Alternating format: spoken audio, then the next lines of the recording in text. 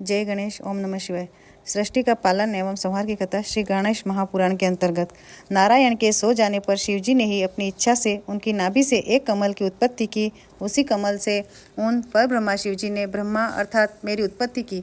कुछ समय उपरांत मैंने अपने जनक अर्थात कर्ता को ढूंढने की कोशिश की, पर मैं उनका पता न पा सका।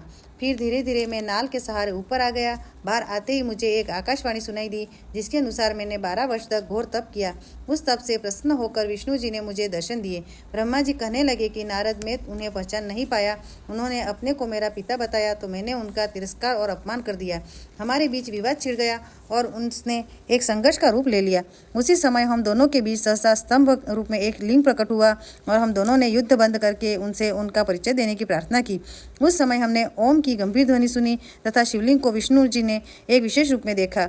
शिवजी ने अपना परिचय दिया। शिवजी के दक्षिण भाग में अकार, उत्तर भाग में उकार और मध्य भाग में मकार को देखा। सत्य आनंद रूप पर ब्रह्मा ही ओम रूप के रूप में दिखाई दे रहा था। ब्रह्मा जी ने आगे कहा कि तभी एक महात्मा वहां आए और कहने लगे कि ओम शिवजी का ब्रह्म स्वरूप है, जो अगोचर, अनंत और अगम है। ओम के अ, उ और म वर्ण ब्रह्मा, विष्णु और महादेव के प्रतीक है। ये तीनों रूप ही प्रकृति में सम्मोहन, अनुग्रह और कर्मों के प्रतीक है। ब्रह्मा जी ने नारद जी से कहा, इन तीनों रूपों में अकार बीज है, उकार कारण रूप योनि है और मकार बीजी है। महेश्वर की इच्छा से बीजी बीज योनि से में गिरकर चारों दिशाओं में विकसित होने लगा। उससे एक सुवर्ण रूप अंड उत्पन्न हुआ और वह अनेक वर्षों तक जल में स्थित रहा। बाद में इसके 2 भाग हो गए। ऊपर के भाग से स्वर्गलोक की उत्पत्ति तथा निचले भाग से भूलोक प्रकट हुए। उस अंड से ही शिवजी का आविर्भाव हुआ है। ब्रह्मा शिवजी के ही तीनों रूपों ब्रह्मा, विष्णु और महेश के स्वरूप है। मैंने और विष्णु जी ने वेद मंत्रों से उनकी स्तुति और भक्ति की। शिवजी अपना दिव्य रूप कांतिमय 10 भुजा और 5 मुख लेकर सामने प्रकट हुए। उन्होंने देखकर हमें बड़ा संतोष मिला। शिव की कृपा से ही 48 अक्षरों वाला गायत्री मंत्र, शिव मंत्र, मृत्युंजय मंत्र, चिंतामणि मंत्र तथा दक्षिण मूर्ति मंत्र उत्पन्न हुए। मैं और मेरे कर्ता विष्णु उनकी स्तुति में संलग्न हो गए। ब्रह्मा जी ने इस प्रकार नारद जी से शिव के दिव्य व महान रूप की चर्चा की। विष्णु जी की भक्ति और स्तुति से भगवान शंकर बहुत प्रसन्न हुए। तभी विष्णु ने उनसे पूछा कि आप किस प्रकार प्रसन्न होते हैं और आपका दिव्य रूप और चरित्र क्या है? कृपया अनुग्रह करके उसका सारा विवरण मुझे सुनाइए। भगवान शंकर ने कहा कि एक समय की बात है, नारद जी हिमालय की सुंदर कंदराओं में बैठकर घोर तप करने लगे।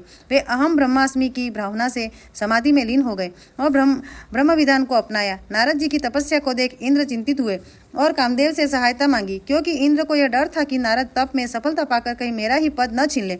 इंद्र के कहने पर कामदेव ने अपने समस्त क्रियाकलापों द्वारा नारद जी के तपस्या क्षेत्र में जाकर उनकी तपस्या भंग करने का अथक प्रयास किया, पर नारद जी में तनिक सा भी विकार उत्पन्न न हुआ। शिवजी ने भी नारद के तप को बनाए रखने के लिए कामदेव के प्रयासों को असफल कर दिया और वह सारा क्षेत्र कामदेव के प्रभाव से रहित कर दिया। अंततः नारद जी अपनी तपस्या में सफल हो गए। जब कामदेव की असफलता का समाचार इंद्र को मिला तो वह स्वयं नारद जी की प्रशंसा करने के लिए उनके पास गए। नारद जी में भी काम और गर्व की भावना उत्पन्न हो गई और वे शिवजी के पास जाकर अपनी काम विजय की स्वयं प्रशंसा करने लगे। शिवजी ने नारद जी को आत्म प्रशंसा और अपना प्रचार न करने की सलाह दी, पर नारद जी ने उनका यह परामर्श नहीं माना। शिवजी के पास से नारद जी ब्रह्मा के पास चले गए। वहां भी उन्होंने अपनी काम विजय की प्रशंसा की। उसके बाद भ्रमण करते हुए विष्णु लोक को भी गए। सब स्थानों पर जाकर अहंकारवश काम विजय की कथा सुनाई। विष्णु लोक में नारद जी का भरपूर स्वागत हुआ। उनके ज्ञान, वैराग्य और तप की प्रशंसा की गई और मन ही मन शिवजी की स्तुति भी। परंतु नारद जी का अहंकार और मद इतना बढ़ रहा था कि उसका नाश होना आवश्यक हो गया। विष्णु जी और शिवजी ने मिलकर उनके अहंकार को नष्ट करने हेतु एक योजना बनाई। नारद जी के मार्ग में उन्होंने एक सुंदर नगर बसाया। उसके शासक शीलनिधि की अनुपम सौंदर्यमय कन्या का स्वयंवर करवाया गया। भ्रमण करते करते जब नारद जी वहां पहुंचे तो उस अद्वितीय रूप से कन्या ने उन्हें प्रणाम किया। नारद जी उस सुंदर कन्या पर शीघ्र ही मुग्ध हो गए। उस कन्या की भाग्य रेखाओं में नारद जी ने पढ़ा कि उसका पति अजय होगा। बस फिर क्या था, वे उसे पाने को लालायित हो उठे। उसे प्राप्त करने की तीव्र इच्छा लेकर वे विष्णु जी के पास गए। उन्होंने उस कन्या को वरण करने की बात विष्णु जी से कही और साथ ही उनका रूप मांगा। तब विष्णु जी ने प्रसन्न होते हुए नारद जी को वानर रूप देकर उनका मोह भंग करने का प्रयास किया। नारद जी वानर रूप लेकर शील निधि के यहाँ स्वयंवर में जा उपस्थित हुए। नारद जी खुशी खुशी स्वयंवर के स्थान पर पहुंचे। शिवजी की अद्भुत शक्ति के कारण वहां उपस्थित राजाओं ने नारद जी को उनके वास्तविक रूप में ही देखा। शिवजी के 2 गण भी वहां ब्राह्मण वेश में उपस्थित थे। वे गण नारद जी से परिहास करने लगे। जब शील निधि की कन्या वरमाला लेकर स्वयंवर में आई तो वे उसे उचक उचक कर देखने लगे।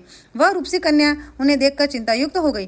कन्या ने जैसे ही द्वार पर देखा तो भगवान विष्णु अपने अनुपम रूप में वहां खड़े थे। कन्या ने शीघ्रता से वरमाला उनके गले में डाल दी। यह सब देखकर नारद बहुत दुखी हुए तथा शिव गणों से कहने पर उन्होंने जल में अपना प्रतिबिंब देखा।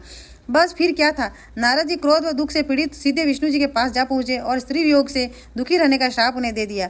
साथ ही यह भी कह दिया कि इस दुख को दूर करने के लिए आपको वानरों की ही सहायता लेनी पड़ेगी। शिव जी के माया चक्र को समझते हुए विष्णु जी ने उस श्राप को भी शिरोधार्य कर लिया। नारद जी के घमंड को चूर चूर करने के लिए शिवजी ने अपना मायाजाल फैलाया था। जैसे ही नारद जी को अपनी स्थिति का ज्ञान हुआ, वे अपने आचरण के लिए विष्णु जी के चरणों में गिरकर क्षमा मांगने लगे। भगवान शंकर का मायाजाल भी नारद जी की समझ में आ गया। नारद जी को यह जानकर बहुत आश्चर्य हुआ कि भगवान त्रिपुरारी के आदेश पर ही ब्रह्मा, विष्णु तथा अन्य देवता कार्य करते हैं। शिव ही आदि और मूल रूप है, वही तीनों रूपों में प्रख्यात है। सृष्टि के जन्मदाता ब्रह्मा, पालनकर्ता विष्णु और संहारकर्ता महेश या रुद्र। शिव जी को रुद्राक्ष और भस्म धारण करके पूजने से वे प्रसन्न होते हैं तथा साधक का अज्ञान भी दूर होता है। भगवान नारायण ने कहा, हे मुनिवर, आप शिव जी की शरण में जाइए, वह अपना कल्याण जरूर करेंगे। ब्रह्मा जी से शिव स्त्रोत का पाठ सुनिए और शिव जी की वंदना कीजिए। फिर नारद जी ने ब्राह्मण वेशधारी गणों को भी देखा। उन्हें अपने द्वारा गणों को दिए गए शाप पर अत्यंत खेद हुआ, पर उनकी वाणी असत्य तो हो नहीं सकती थी। अतः नारद जी ने गणों के उद्धार के लिए उपाय बताया। नारद जी ने कहा, हे गण, तुम किसी श्रेष्ठ मुनि के घर जन्म लेकर राक्षस बनोगे और तुम्हें अतुल बल, प्रताप और ऐश्वर्य प्राप्त होगा। शिवगण उनकी आशीष वाणी को सुनकर प्रसन्न हो चले गए। ऋषियों ने सूत जी से पूछा कि अब कृपा कर यह बताएं कि शिव के अनेक रूप क्या है, वह कैसे सृष्टि की उत्पत्ति, पालन और संहार करते हैं। सूत जी ने शिव जी की महिमा का वर्णन इस प्रकार किया। उत्पत्ति के आधार पर 4000 पुंज का ब्रह्म रूपी मेरा एक दिन होता है। इतने ही परिमाण की रात्रि होती है। इसी परिमाण के आधार पर शिव जी की आयु 100 वर्ष होगी। प्रत्येक वर्ष में 12 महीने और एक माह में 30 दिन होंगे। परिमाण पूर्व निश्चित होंगे। शिव जी का एक वर्ष विष्णु जी का एक दिन होगा और इस रूप में उनकी आयु 100 वर्ष की होगी। विष्णु का एक वर्ष शिव के एक दिन के बराबर होगा। इसी क्रम में विष्णु 100 वर्ष के हो जाएंगे। रुद्र का एक सांस ब्रह्मा, विष्णु और हर गंधर्व है। राक्षस तथा सर्पों का 2100 अहोरात्र का परिमाण होगा। रुद्र जी के श्वास लेने से एक पल व्यतीत होता है और इस प्रकार 60 पलों की एक घड़ी और 60 घड़ियों का रुद्र का एक दिन होगा। रुद्र के श्वास लेने की संख्या में कोई गिनती होती ही नहीं और जब सारी सृष्टि भी समाप्त हो जाएगी तो केवल रुद्र ही रहेंगे और शासन करेंगे। विष्णु जी ने नारद जी को समझाया था कि आप शिव जी की अर्चना और पूजा कीजिए तो आपका कल्याण होगा। ऐसा कहकर विष्णु अंतर्ध्यान हो गए। नारद जी पृथ्वी पर आकर विभिन्न स्थानों पर जाकर शिवलिंगों की पूजा करने लगे। यहाँ पर ही ब्राह्मण वेशधारी गण भी नारद जी को मिले थे, जिन्हें उन्होंने शाप के उद्धार का उपाय बताया था। ब्रह्मा जी और विष्णु जी ने सदा ही शिव जी की आज्ञा को शिरोधार्य किया।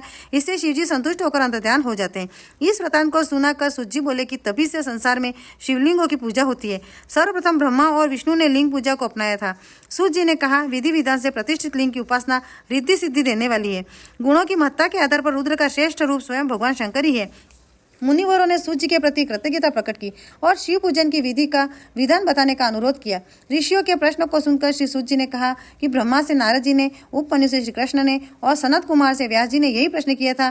फिर सूत जी ने शिवलिंग की पूजा का विधि विधान ऋषियों को बताया। प्रत्येक दिन ब्रह्म मुहूर्त में उठकर शिव भक्त को शिव गुरुदेव और तीर्थों का स्मरण करते हुए शिव स्त्रोत का पाठ करना चाहिए। नित्य कर्म व स्नान आदि से निवृत्त होकर सर्वप्रथम गणेश जी की पूजा करनी चाहिए। उसके पश्चात शिवलिंग की स्थापना करके 3 बार प्राणायाम और 3 बार आचमन करें। ओम त्र्यंबकम यजामहे मंत्र का उच्चारण करके शिव जी का ध्यान करना चाहिए। फिर प्रणव मंत्र से शरण्यास करते हुए शिव जी की पूजा आरंभ करें। शिव भक्त वेद मंत्र का उच्चारण करते हुए सहस्त्र जलधारा से शिवलिंग को स्नान कराएं। चंदन पुष्पमालाएं और अर्पित करते हुए प्रणाम करें।